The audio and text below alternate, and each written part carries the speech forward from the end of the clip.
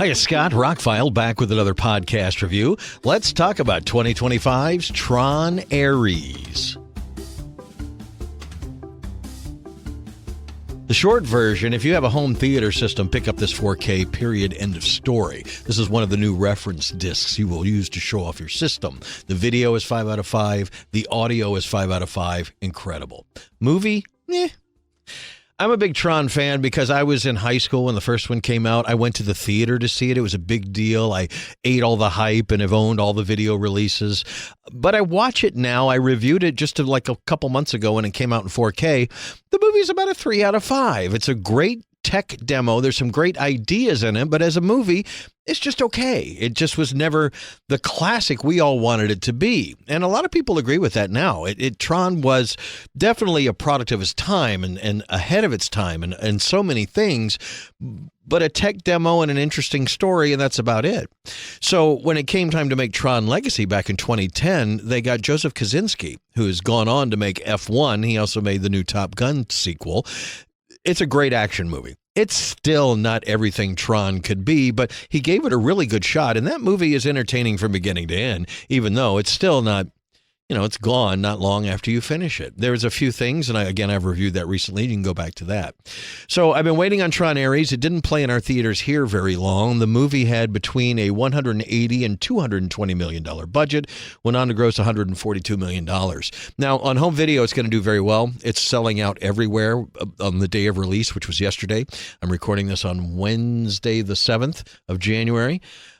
Watched it last night, and it did give my home video a workout. I knew that from some of my YouTube reviewers who reviewed the stream of it a couple of weeks ago. So I kind of was planning to pick this up. The Steelbook is sold out everywhere. If you want to get that, you can find copies of it. I think Amazon has it back in stock. Walmart has it back in stock. This is one I didn't pre-order because of the reviews, but I did want to see it. I waited till Tuesday morning when my local Walmart said they had it in stock. I ordered it. An hour later, they canceled my order because it wasn't in stock. Later in the afternoon, I went after work, and they had plenty. Well, they had 3 of them in 4K. A lot of the Blu-rays and a lot of the DVDs, too. The movie is just okay. It's kind of like the first 2 Tron movies. They make a good effort. They do some interesting things. There's some good acting, and there's some great visuals. But in the end, it was just like Chinese food. It was just like, I'm going to be hungry an hour later. There is an interesting story here, and there's a lot of chase scenes, and the effects are pretty incredible for the most part. Jared Leto stars in this. He's fine in it. My biggest question all in all is, why does a computer-generated program have a beard and long hair? Because like nobody else does. That's kind of his thing. And then later with what happens at the end, I guess it makes sense. But I don't know. That just kind of bothered me the whole time. He looks really cool in the suit and everything, but why would a computer-generated character look like that? Anyway, he does fine. Gillian Anderson puts on a thick British accent. Does pretty good. She's made a lot of BBC stuff lately. I guess it's an okay accent. I don't know why she had to do it. Evan Peters plays one of the main characters, and he's pretty much, kind of does what he does. It just, everything played out the way it should. Some of the main characters, like Greta Lee, is really the star, and I had not really seen. When I looked up some of these actors, like Greta Lee and some of the others, Arturo Castro, they're all like TV actors. They've been in other things. Jodie Turner-Smith is great in the movie, by the way, as one of the bad, quote-unquote, bad guys. And, of course, Jeff Bridges makes an appearance. If you're a longtime Tron fan, you have already pre-ordered this because you got to have the trilogy, right? And with the way it ended, I kind of hoped they would make more, but it was another financial failure for the Tron series, and I think they've already canceled plans to do another one. But they do set it up well, and unfortunately, that was part of the problem with the movie, that a lot of times these days when a movie sets up a sequel, people smell that from a mile away and go, come on, do it all here. I go back, especially watching some of these older movies that I have lately, make a great movie. And then if it's great and does really well, make a sequel. But don't have the sequel already in mind when you're making the first one, unless it's a 2-part story. We could argue all day long that Wicked, should that have been 1 or 2 movies. But for the most part, most movies are a singular thing, and that should make that great. There shouldn't be this tag at the end that's going to lead you to something else, because not everything is the MCU or the DCU or whatever. I get it. We've had 3 Tron movies. They were hoping for more, and there is a dangling thread that we could go further, but it doesn't look like it's going to happen. So again, as far as the movie goes, I told my coworkers this morning, it's fine. If you're in the mood for a science fiction movie tonight, put it on. You'll watch it for 2 hours. You'll be entertained, and when it's over, it'll be over. It's better than the average Netflix or Amazon movie. I will give it that, but it's not knock it out of the park great.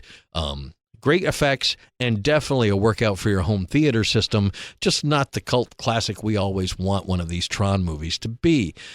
I would say still Tron Legacy is probably a better movie, but I will pull this one out because it's got arguably better visuals.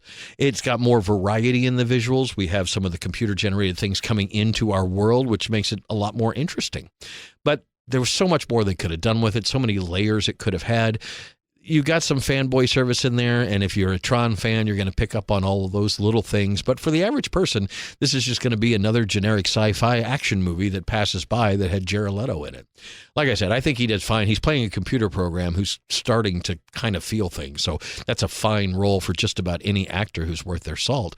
But I would have preferred somebody else in there, of course. I would have preferred the movie to be a little better than it is. But all in all, I take movies as they are as I watch them, and for just under 2 hours last night, I was entertained. And like I said, the visuals and the Dolby Atmos really give your system a workout. The extras are all on the Blu-ray. You get a Blu-ray and a 4K. There's no extras on the 4K. The extras are actually pretty good. They're all about 5 to 10 minutes each, going behind the scenes. There's some repeated stuff in there, and I hate that. It's like produce like one 20-minute or 30-minute documentary instead of giving me 4 or 5 5-minute documentaries and reusing some of the scenes and some of the interview stuff. But they did some behind the scenes with Jeff Bridges. That was really cool because, I mean, arguably how much longer are we going to have Jeff Bridges around? And they did talk to some of the actors and actors talking to the actors about being in a Tron movie. All of the extras I thought were better than what you usually get from a Disney movie.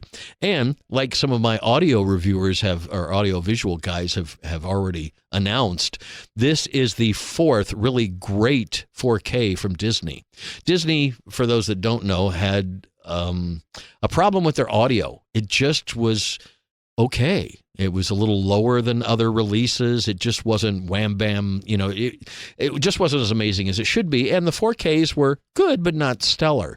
But with the last 2 Marvel movies and this, wow. And the new Predator movie is also getting great reviews from an audio-visual standpoint. Maybe somebody figured it out what they needed to do back at Disney, but the audio is incredible on this release, and the video was too. So in that respect, if you have a home theater, buy this immediately. If you're a Tron fan, buy it immediately. For everybody else, stream it. Try it out. See if you like it. You might like it more than I did. I just thought some of the main characters were just a little flat, and some of the characters you were really looking forward to just didn't spend enough time on the screen. But all in all, it's a fine action movie, a fine science fiction movie, and there's nothing really wrong with it. It just won't blow you away or last very long in your mind after.